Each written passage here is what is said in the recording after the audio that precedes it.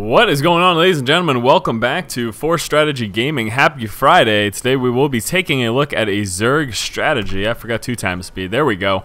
Alright, so we're going to be looking at a game from EG's Idra. The opponent in this particular game is 6Jax DDE. So yes, this will be a Zerg strategy, Zerg versus Terran more specifically. We're going to be focusing on a couple of things. Idra does a pretty standard Zerg opener. He goes for the fast hatchery, then extractor pool, and just sticking, you know, the early game 2 to 4 lings, droning up, and scouting.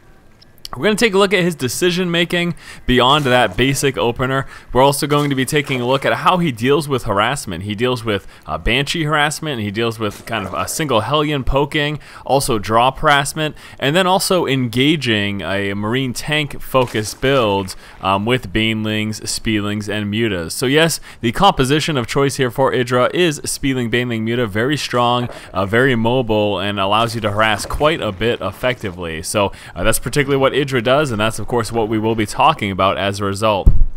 As mentioned at the start, yes, Idra does go 15 hatchery, and then it's 16 extractor and 15 pool. Now pool comes up, and that puts him at 17 supply, and at that point grabbing the queen here at the main, and then also the queen right there at the natural. You can see moving out, Drone Scout unfortunately did get dropped by a couple Marines, but no big deal, nothing to be all too concerned about. So yes, let's slow it on down right now. Fairly standard stuff as mentioned. Idra going up to 100 Vespene and then grabbing that Metabolic Boost. Now we can see the first queen is building, second queen building here as well, starting just 4 Zerglings. This is all things that I mentioned a lot of times when we talk about Zerg standard openers, and this is basically it. This is kind of what you really want to do. This is going to give you the strongest economy, still allow you to scout and have those few Zerglings just in case you do come up against some sort of early aggression. And now some people may question what happens if someone hits very hard early on. Well, that's the entire point of these initial 4 Zerglings. Grab those towers and then scout out your opponent's base. Look for early aggression. Look for fast expansions. Just, you know, keep on scouting. That's the important thing. So as you can see right here, spotting the Hellion and 2 Marines pushing across right now. Idra's immediate response, dropping a Spine Crawler. Well, that makes a lot of sense, and that's why he does it. You see Hellions pushing. You don't need to overreact. Just get enough to defend yourself, and then he's going to drone up. So we can see the Spine Crawler coming out. Also will be coming out with 6 Zerglings. Now, then at that point, look at what is going on. He's droning up pretty hard as well. And so that's precisely it. He's not freaking out. He's not having a heart attack. He's just saying, you know, I'll get enough to defend myself. If more aggression comes, you can see holding on to these larvae at the moment. If he expects some super strong aggression, then he'll pump out more units. Otherwise, he will just continue to drone. You can see now, right as that Metabolic Boost is just about finished, Idra pulls guys back on that extractor.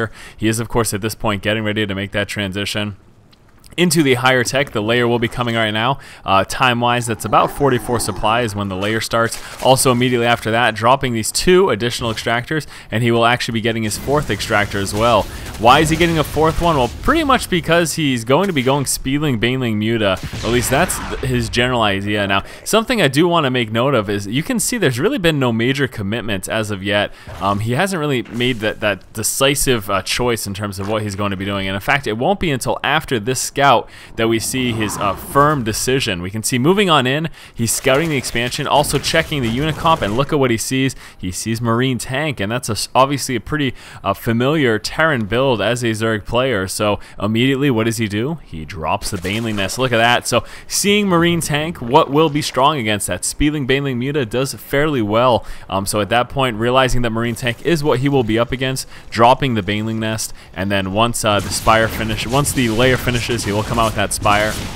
So here's the first bit of harassment. We saw that Hellion poking, but that really wasn't that bad. But this is just a regular little Banshee. You will see some Terran players push out with just normal Banshees. Realize that Queens are kind of more than enough to actually be able to defend yourself against that. 2 Queens have no problem against a single Banshee. We can see right now Spire coming on through here for Idra, as we mentioned. The Lair finished. He immediately went with that Spire. His next major decision, he's seen this expansion. What is the next step going to be?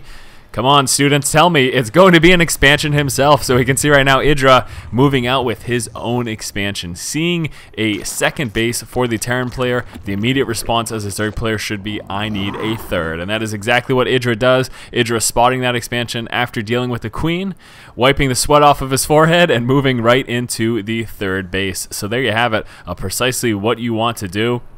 And again, take a look here still. Idra, not like a crazy amount of units right now. He is just now starting to get out some speedlings. We're at about 9 minutes game time.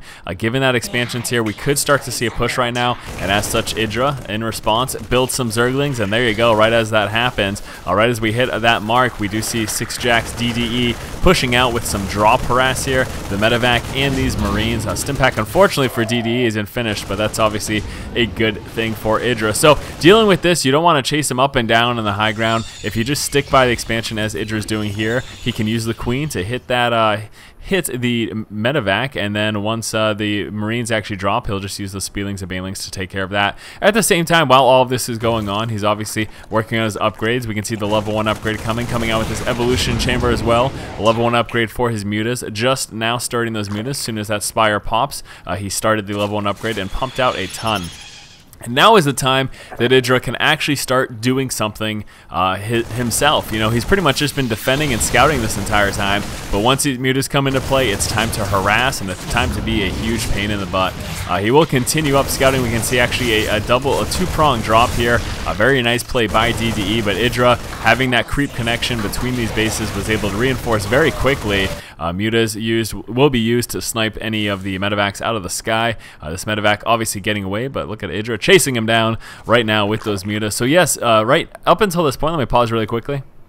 So up until about the 10 or 11 minute mark, as we saw, Idra was doing nothing but scouting and defending, and that's it. But once more, as mentioned, you know, he started the Lair at around 44 supply. Lair finishes, you get the Spire. As soon as that Spire was up, we saw the level 1 flyer attack come out, and then also a bunch of Mutas. And now that the Mutas are in play, as I mentioned, this is the point in the game where Idra can really start harassing. Now, something else you of course want to do is continuously check that third expansion, and we will be seeing Idra move out to check that, I believe, with just the Mutas. Also bringing down a couple of Zerglings just in case there is an attempted expansion anywhere. So as you can see, Muta's moving on down, checking the third. He's not here. Okay, let me just go into his main and try to harass. At the same time, running Speedlings around. In fact, moving up here will be a good idea. And look at that, Idra doing that very thing. He wants to check. Maybe there was an attempted expansion up here. It's not common, but it's definitely possible. So certainly does not hurt to check over there. Back inside of the main, at this point, just macroing up while he is harassing, still coming out with a few Mutas.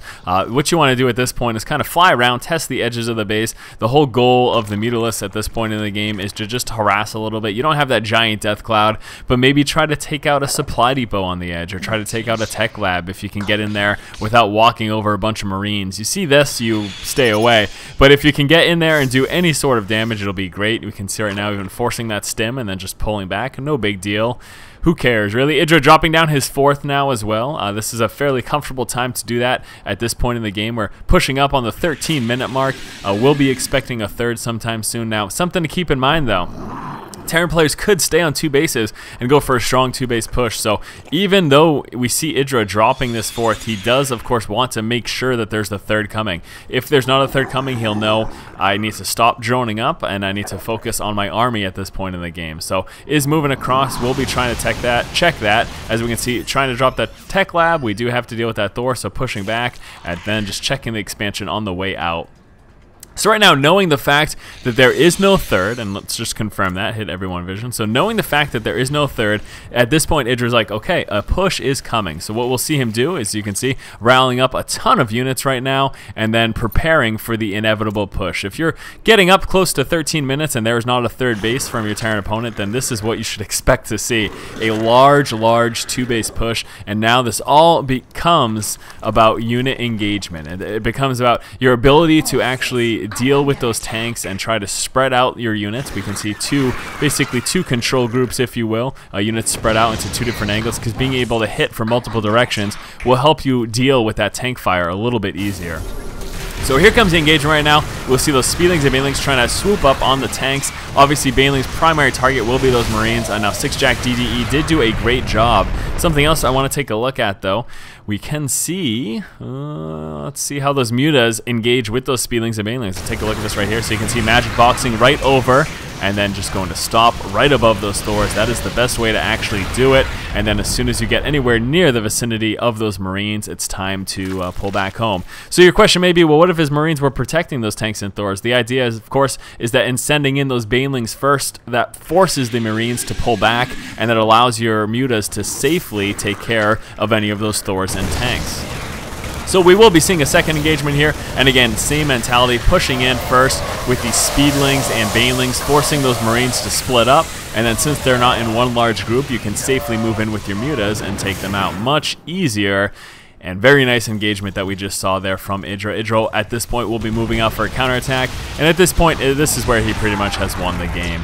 If you continuously scout the third, if there was a third up, Idra would of course want to try to take that out with some of those speedlings. But again, this is pretty much the end of the game. After winning that engagement so decisively, 6 Jacks DDE is just far too far behind to actually come back at this point in the game. So you can see the attempted expansion is coming up at Idra. Just with overwhelming power here, we'll be able to swoop on in and force the GG. Alright, so there it is. Now let's go over that basic beginner opening. We did take a look at a couple of things in this particular game. The opening was pretty standard fare here. 15 hatch, 16 extractor, 15 pool, 17 supply first queen, 21 supply second queen came out here at the natural expansion, 23 supply basically once that 100 Vespian comes on through, start that metabolic boost. 44 supply is when we saw the Lair, and then 44 supply right after that Lair gets dropped. There were these 2 additional extractors, and then the third one sitting him at 4 extractors. Now, just checking to confirm, moving in with the Zerglings, checking that natural expansion, he saw what looked like Marine tank, instantly dropping the Baneling's nest, and then he just worked up into his third, checking the fast second expansion, getting your third. Obviously the best idea as a Zerg player, but up until, now realize this again, up until that Spire came out, the Lair finished, Spire builds, and up until that point, all Idra was doing was defending and droning up, working on his macro, and scouting. That is it, and that really is all you need to do, because if you can defend yourself and save yourself that early stages of the game, it's going to put you in a very strong position as a Zerg player. The big thing about that engagement, too, to keep in mind, a really awesome thing that we saw Idra do, swooping on in with those banelings first, that forces the Marines to pull back, and then you move in with the mutas to mop up the tanks and Thors. The Marines were all the way back here because they were running away from those banelings, and then once the expensive tanks and Thors are gone, if there are still Marines left, just pull back, get some more banelings, and then rinse and repeat. So yes, thank you guys so much for watching. Hopefully you have enjoyed this strategy video. As always guys, if you like the content, please subscribe to the channel. Keep watching and keep owning.